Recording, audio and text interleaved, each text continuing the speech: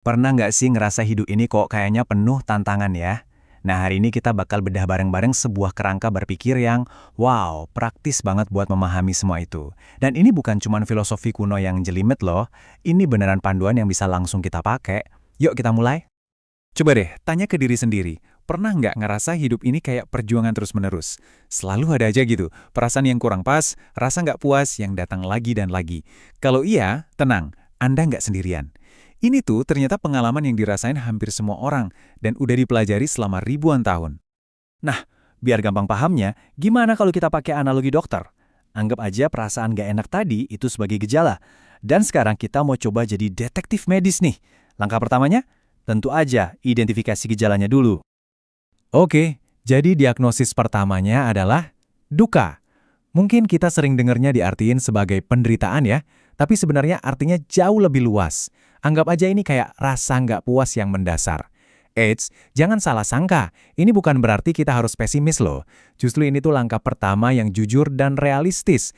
Mengakui kalau ya, hidup itu memang ada bagian gak enaknya. Dari hal sepele kayak terjebak macet, sampai hal besar kayak kehilangan.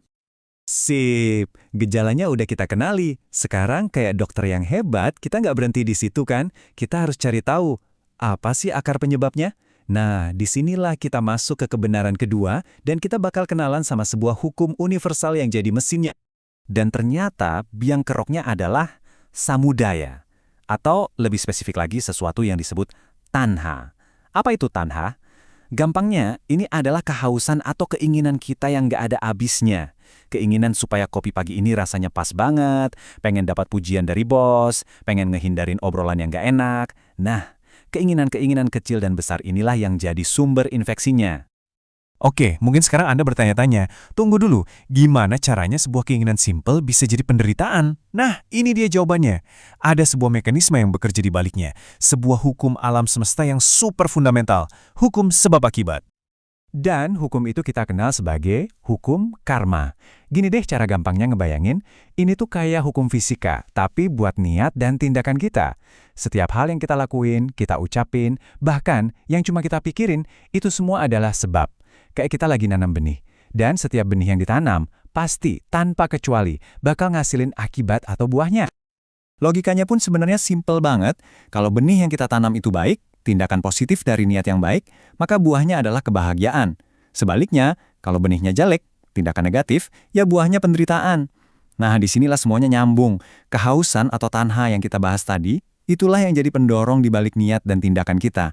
Jadi secara nggak langsung, kita sendirilah yang menciptakan realitas kita lewat hukum ini. Oke, saya tahu. Setelah dengar diagnosis masalah dan penyebabnya mungkin kedengarannya agak berat ya. Tapi tarik nafas dulu, karena sekarang kita sampai di bagian terbaiknya, bagian yang penuh harapan. Ada kabar baiknya kok. Dan ini dia, titik baliknya. Ini pesan yang paling penting dari semua ini. Ada obatnya.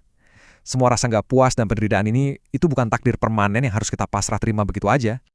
Kebenaran ketiga ini namanya niroda. Kalau dalam istilah dokter tadi, ini adalah prognosisnya. Dan prognosisnya baik. Ini adalah janji kalau penderitaan itu bisa dihentikan. Penyembuhan total itu mungkin. Kita bisa loh keluar dari lingkaran setan ketidakpuasan ini dan mencapai sebuah kondisi kebebasan yang disebut nibbana, kedamaian batin yang sejati. Tentu pertanyaannya sekarang, kalau memang ada obatnya, apa dong resepnya? Gimana caranya? Nah, ini dia resepnya. Maga yang artinya jalan. Ini penting banget untuk dicatat ya. Ini bukan pil ajaib yang sekali minum langsung sembuh. Bukan. Ini adalah sebuah panduan, sebuah peta jalan yang sangat praktis yang disebut jalan mulia berunsur 8.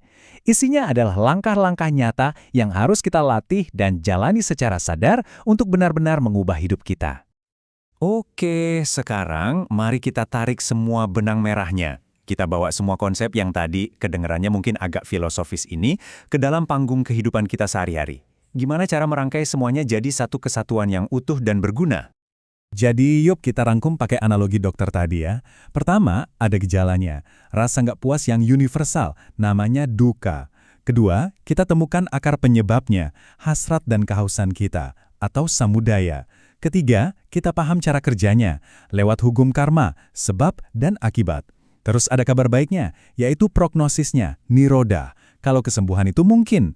Dan terakhir, ada resepnya, yaitu MAGA, jalan praktis yang harus kita jalani secara aktif. Lengkap kan? Nah, sekarang giliran Anda. Saya mau ajak Anda buat berhenti sejenak dan merenung. Coba deh, lihat ke dalam hidup Anda sendiri. Di momen-momen mana Anda bisa melihat hukum sebab akibat ini benar-benar bekerja? Mungkin dalam sebuah keputusan kecil yang Anda buat tadi pagi, atau dalam cara Anda berinteraksi dengan orang lain.